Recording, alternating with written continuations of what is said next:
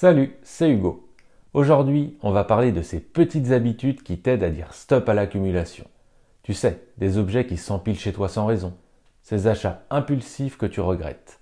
Bref, tout ce qui encombre ta vie sans apporter de valeur. Si tu as déjà ouvert un placard en te demandant « mais pourquoi j'ai gardé ça ?», alors cette vidéo est faite pour toi. On va voir ensemble 10 habitudes simples à mettre en place pour reprendre le contrôle et ne plus laisser l'accumulation envahir ton quotidien.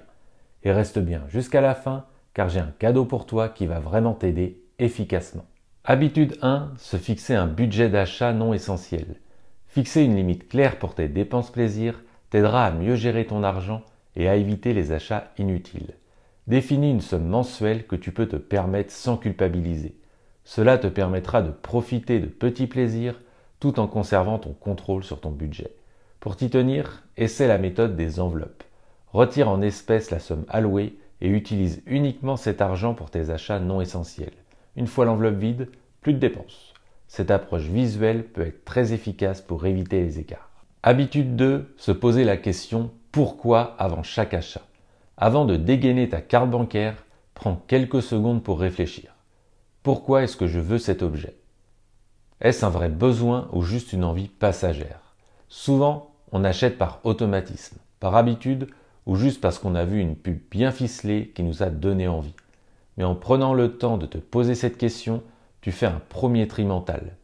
Essaie cette technique. Avant d'acheter quelque chose, imagine-toi en train de l'utiliser dans ton quotidien.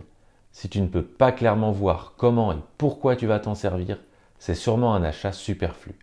Cette seule habitude peut littéralement stopper 80% de tes achats inutiles. Habitude 3, éviter les achats émotionnels.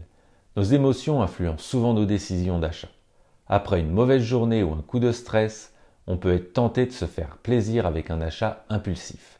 Mais ce soulagement est temporaire et les objets achetés finissent souvent oubliés. La prochaine fois que tu ressens cette envie soudaine de consommer, prends un moment pour identifier ce qui te pousse à acheter. Remplace cet achat par une activité qui te fait du bien sur le long terme. Une promenade, un appel à un ami, un moment de relaxation. Tu verras que le besoin de consommer disparaît souvent aussi vite qu'il est apparu. Habitude 4, prendre du recul avec la règle des 30 jours. L'une des meilleures façons d'éviter les achats impulsifs est d'introduire un délai entre l'envie et l'action. Lorsque tu repères un objet qui te fait envie, au lieu de l'acheter immédiatement, note-le sur une liste et attends 30 jours. Si après ce délai, tu ressens toujours un besoin réel pour cet objet et que tu peux clairement justifier son utilité, alors tu peux envisager de l'acheter. Mais dans la plupart des cas, cette envie passagère disparaît d'elle-même, te faisant ainsi économiser de l'argent et éviter du désordre inutile. Cette habitude développe aussi la patience et te permet de mieux contrôler tes pulsions d'achat. Si ces conseils te parlent, pense à t'abonner. Ça m'aide beaucoup à continuer à créer du contenu pour toi. Et surtout, reste bien jusqu'à la fin pour découvrir le cadeau que je t'ai préparé. Habitude 5, désencombrer régulièrement. Accumuler ne s'est pas fait en un jour, alors désencombrer non plus. Bloque un moment chaque mois pour passer en revue tes affaires. Tu peux organiser ça pièce par pièce ou catégorie par catégorie, comme les vêtements, les livres ou les ustensiles de cuisine. Un bon repère, si un objet dort dans un placard depuis plus d'un an sans avoir été utilisé, pose-toi la question de sa réelle nécessité. Te rend-il encore service ou reste-t-il là par simple habitude? En adoptant ce rituel, tu éviteras d'être submergé par les objets et tu apprendras à ne garder que l'essentiel. Habitude 6, ne pas succomber au sol des promotions. Les réductions sont des pièges bien connus pour nous faire dépenser plus que prévu. Une remise alléchante peut donner l'illusion d'une opportunité en or. Mais pose-toi cette question. Si cet objet était au prix normal, est-ce que je l'achèterais quand même?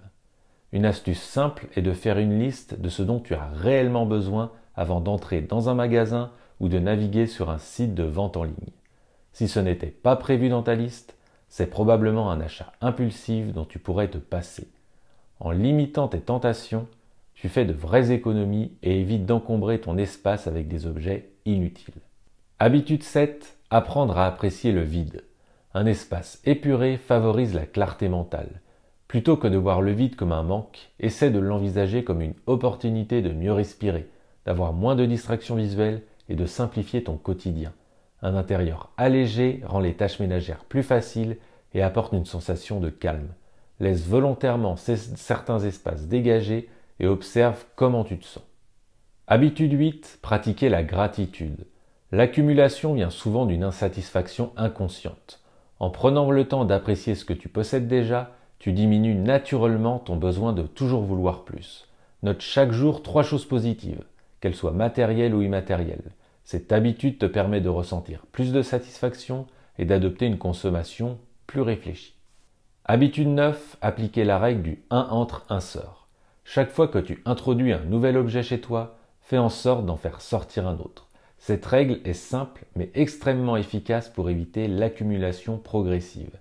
L'idée n'est pas de te priver, mais de garder un équilibre. Si tu achètes un nouveau vêtement, demande-toi quel ancien vêtement pourra être donné, vendu ou recyclé. Cela t'incite à évaluer tes possessions et à ne pas les laisser s'accumuler inutilement. Une bonne astuce est de maintenir un espace limité pour certains types d'objets, comme un nombre fixe de cintres ou d'étagères. Si tu veux ajouter quelque chose, tu dois d'abord libérer de la place. Habitude 10, s'inspirer des minimalistes. Le minimalisme n'est pas seulement une question de possession, c'est une philosophie de vie. Suivre des personnes qui adoptent ce mode de vie peut t'aider à mieux comprendre ses bienfaits et à intégrer progressivement ces principes dans ton quotidien.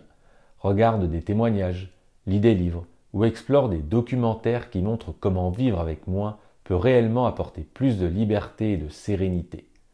Tu l'as vu, arrêter d'accumuler, c'est avant tout une question de mindset et d'habitude. Et pour t'aider à aller encore plus loin, j'ai préparé un guide spécial sur le désencombrement que tu peux télécharger gratuitement. Clique sur le lien dans la description de la vidéo pour l'obtenir. Si cette vidéo t'a été utile, pense à liker et partager. Et on se retrouve très vite pour d'autres vidéos minimalistes. À bientôt!